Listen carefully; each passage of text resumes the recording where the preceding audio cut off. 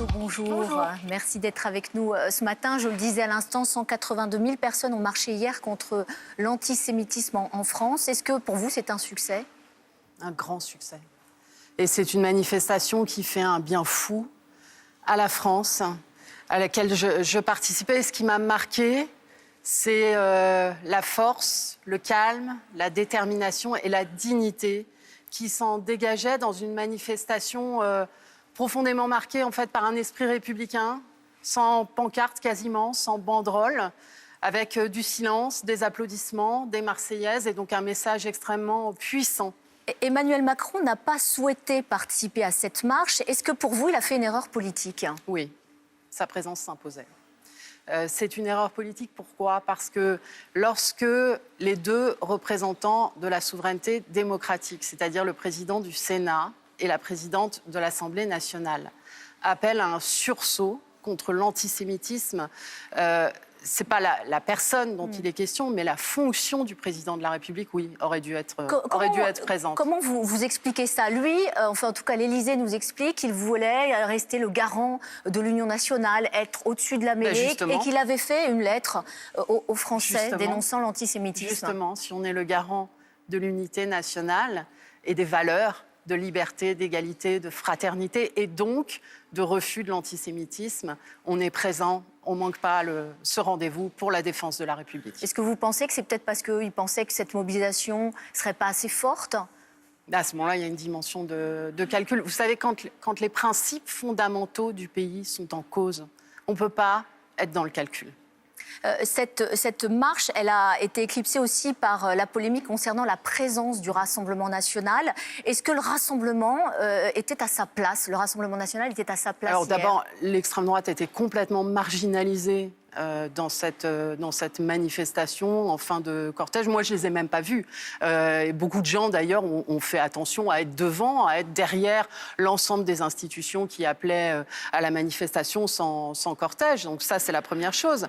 La deuxième, et je suis surprise que ça ne fasse pas plus débat, c'est que lorsque vous prenez les déclarations de Marine Le Pen dans un entretien qu'elle a donné hier, au JDD, on voit que le Rassemblement national reste enquisté en fait dans son histoire. Elle qualifie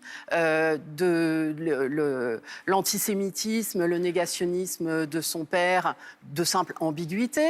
Si je peux me permettre, rajouter ou compléter, elle explique quand même dans le JDD qu'elle a exclu son père du parti justement pour cette question d'antisémitisme, que ça lui a coûté, sentimentalement même, dit-elle, et qu'elle estimait que c'était le prix à payer. Donc elle prend quand même de la distance. Elle qualifie d'ambiguïté des condamnations pour antisémitisme.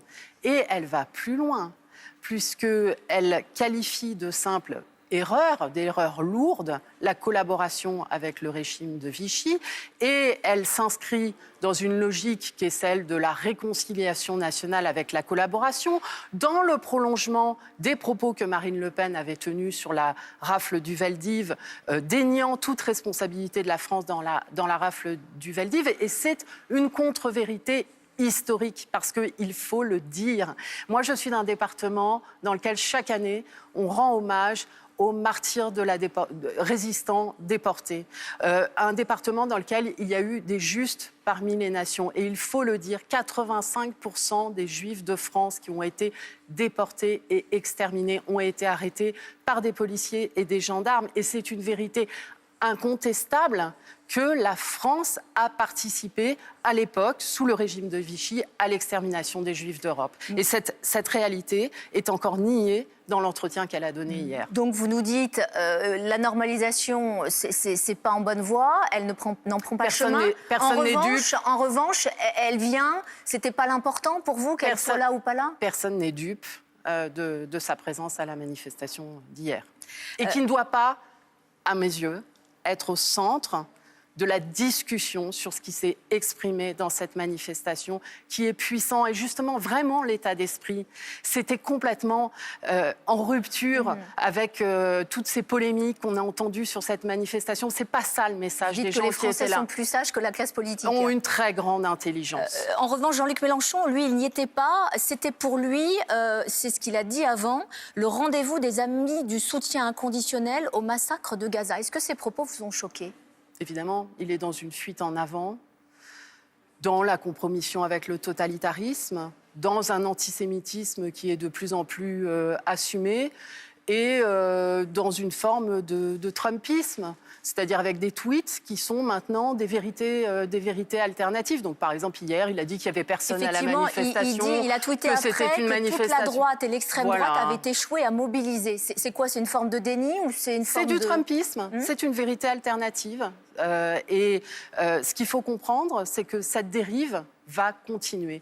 C'est la raison pour laquelle Génération Écologie, la formation politique que je dirige, a rompu avec la NUPS, tant que Jean-Luc Mélenchon et le groupe autour de lui en resteront membres. Et j'appelle toutes les formations politiques, et en particulier Europe Écologie Les Verts, à prendre enfin la décision qui s'impose de rompre clairement avec Jean-Luc Mélenchon de façon définitive.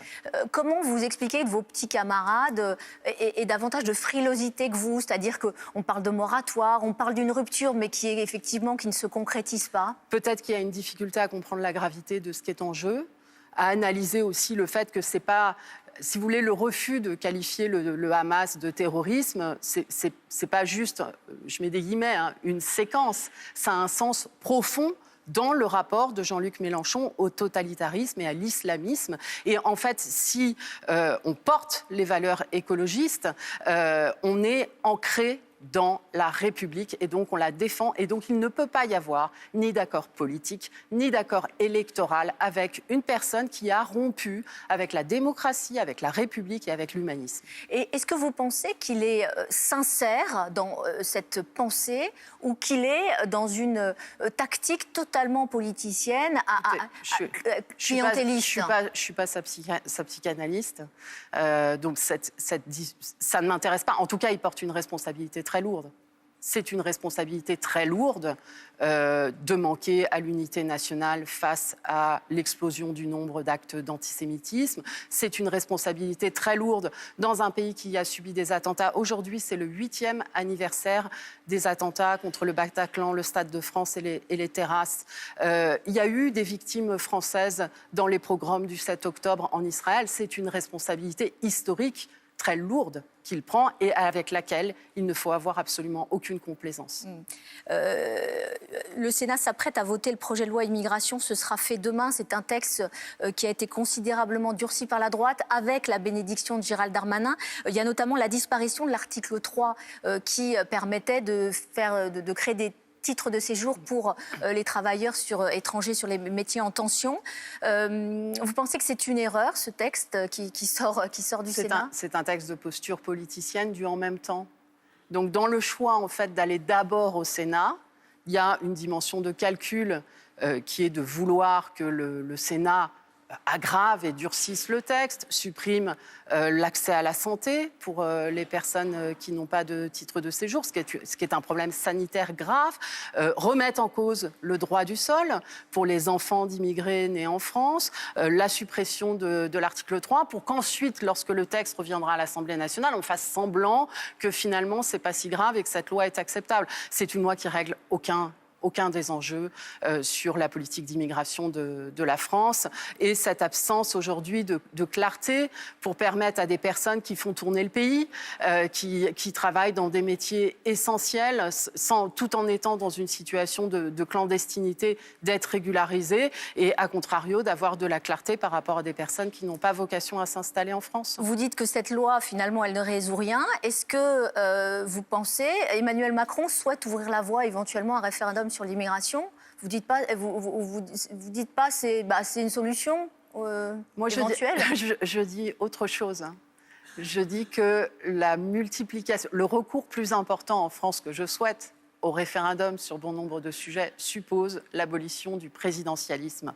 Tant qu'on est dans le système pyramidal du président élu au suffrage universel, les référendums seront toujours une réponse à celui qui pose la question plutôt qu'au fond de la question qui est posée. Merci beaucoup Delphine Batho, bonne journée à vous.